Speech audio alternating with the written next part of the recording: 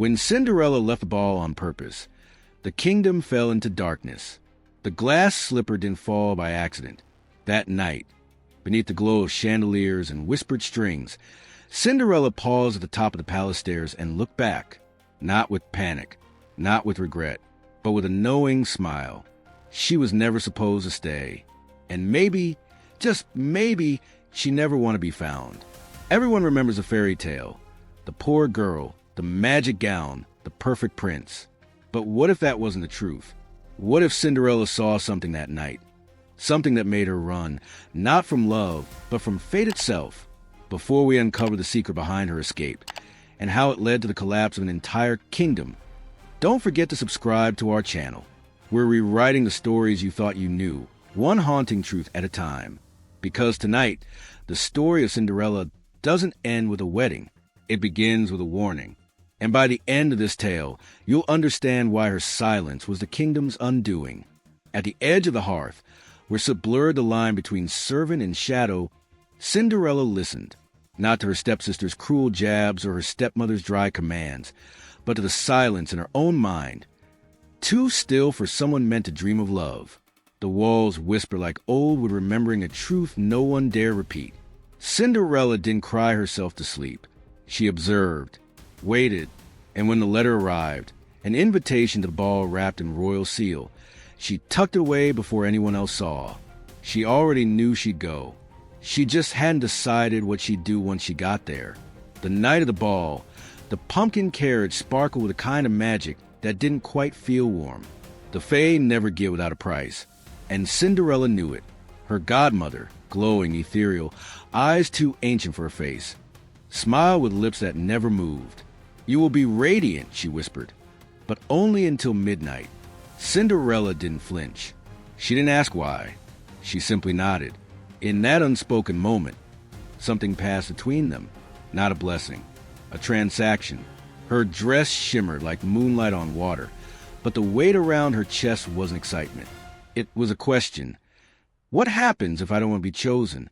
At the ball, Cinderella didn't lose herself in the music. She scanned the room like a strategist. Her eyes lingered on the prince, tall and smiling, but empty. His laughter reached no higher than his collar.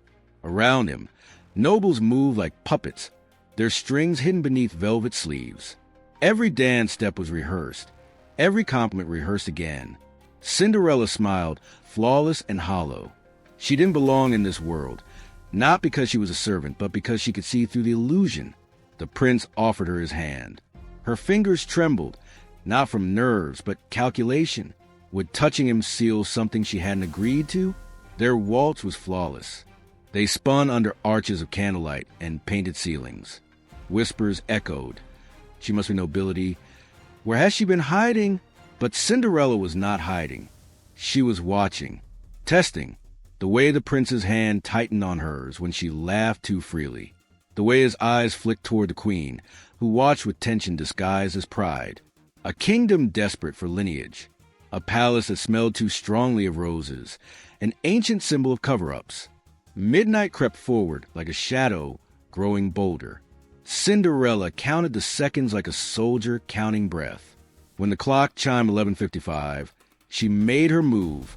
She fled, but not in panic. Her pace was swift, deliberate, down the marble stairs, the wind catching her skirts like wings. At the last step, she hesitated and dropped the slipper, not because it slipped, but because it was part of the story they expected. Let them chase a shoe. Let them dream of a girl who needed rescuing. Let them believe she still believed in princes. Then she turned. For a second, she looked back into the ballroom and smiled. A slow, knowing, tragic smile. One that said, "You've already lost me, and you don't even know why yet." She vanished into the mist before the final bell. The prince would search. The palace would panic. The kingdom would stir with curiosity and longing. But the girl they thought they met at the ball? She never existed. Cinderella was a mask worn long enough to fool them all. The real girl, the one who saw the cracks in the marble and the rot beneath the perfume, was already gone. This wasn't the end of her fairy tale. It was her first step into something darker, something freer. But what she didn't know was that her exit broke more than hearts. It fractured a spell. The next morning, the kingdom awoke in disarray. The prince issued a royal decree to find a mysterious woman from the ball, the one who vanished at midnight. Couriers scattered across provinces, with single glass slippers sealed in velvet. But behind palace doors, his smile faltered. He was not searching out of love, but out of necessity. There was a prophecy, locked away in the castle's west wing, inked on serpent skin and sealed by the crown itself. It warned, if the chosen bride walks away, the roots beneath the palace shall awaken. The king ignored such tales. The queen didn't. Down in the servants' quarters, whispers spread faster than fire. Cinderella's name was never spoken, but everyone felt the change. Flowers wilted overnight. Mirrors fogged without breath. Horses refused to approach the castle gates. Somewhere in the woods, Cinderella watched the kingdom from a ridge. She hadn't planned to curse anyone. She only wanted to be free. But the slipper she left behind wasn't just a shoe. It was enchanted to bind the wearer to the royal bloodline forever. And now that bond had been rejected, the spell had nowhere to settle. So it began to unravel, first slowly, then violently. Back in her ruined home, her stepmother paced like a trapped animal. She knew more than she'd ever said. Long ago, she'd been warned not to interfere with the Fae. Her marriage into Cinderella's family had not been for love or money, but access. Cinderella's blood was special marked. That's why the godmother had appeared only to her. That's why no other girl ever turned the prince's head. The stepmother lit a candle and tried to pray. The flame snuffed itself out.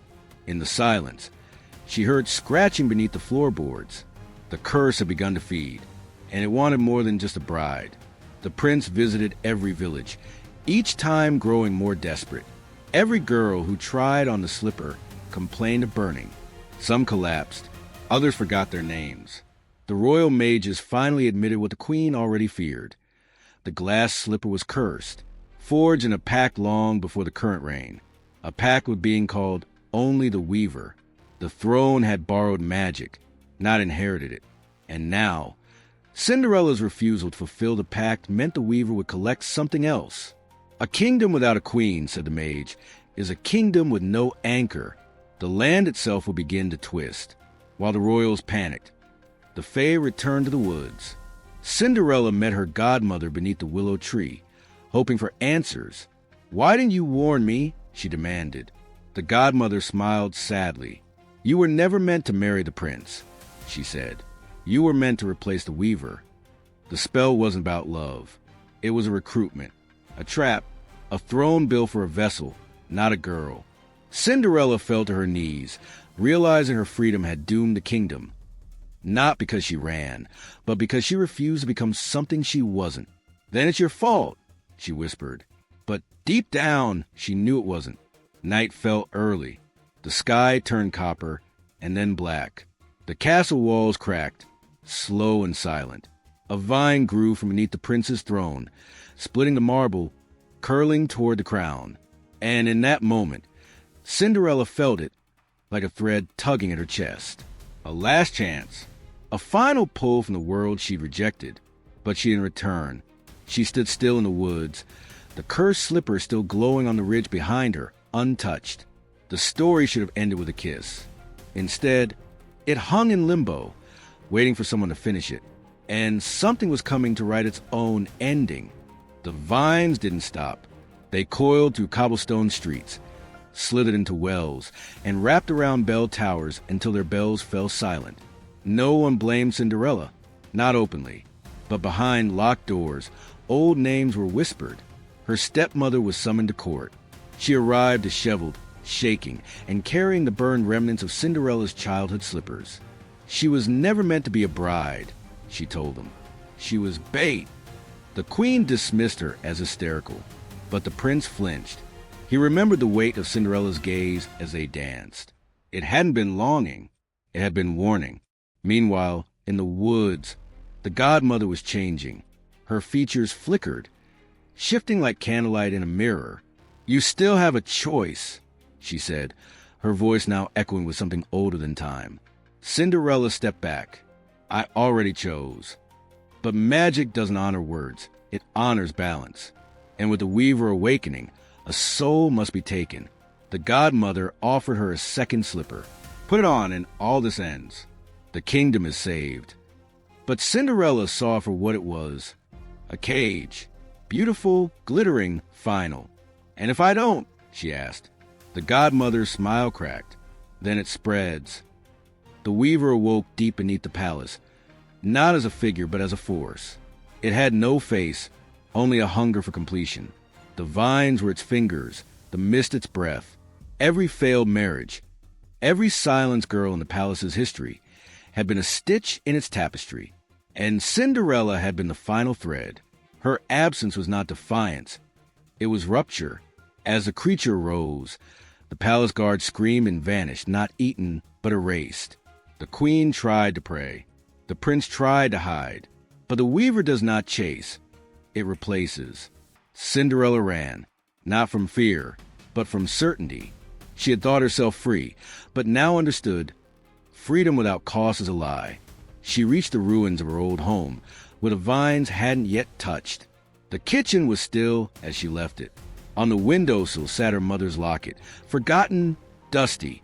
She opened it, expecting comfort. Inside was a sigil she didn't recognize. 3 interlocked spirals, glowing faintly. Her mother had known. Her mother had been part of this. The truth was deeper than marriage or escape. It was blood. Cinderella wasn't just rejecting a prince. She was rejecting a cycle. In the courtyard of the ruined castle, the weaver spoke, not with words, but through the trembling air. Choose, it pulsed. Be queen or be consumed. The godmother stood behind it now, her form fully changed, eyes hollow, mouth sewn shut by vines. She had never been a protector. She was the first queen who failed to run. Cinderella, barefoot, held the second slipper in her hand. The marble beneath her feet cracked open. Time slowed. She remembered everything. The fake smiles, the whispers, the way the kingdom loved a story more than a soul. And she whispered back, "Then let it burn." The slipper shattered in her hand. A scream ripped through the clouds. The vines recoiled like snakes touched by fire. The weaver convulsed, half-born, now trapped between planes. The palace collapsed into itself, the crown falling last, spinning in the air before vanishing into dust. Cinderella fell to her knees, not victorious, not broken, just free. But as the dust settled, a new sound echoed. A child's voice, distant, humming the tune from a ball. She turned toward it. There, standing where the castle once stood, was a girl no older than 7, wearing a slipper made of shadow. The story was beginning again. The wind carried ash where once it carried song. The kingdom no longer existed, not in the way maps once recorded. What remained were ruins entangled in roots too old to name, and a silence so thick it felt sacred.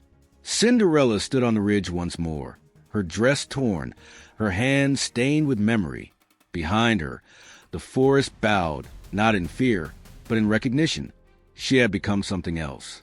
Not a princess, not a witch, a witness, one who saw the truth and refused a crown that demanded blindness. But the world does not stay still. Stories hunger to repeat.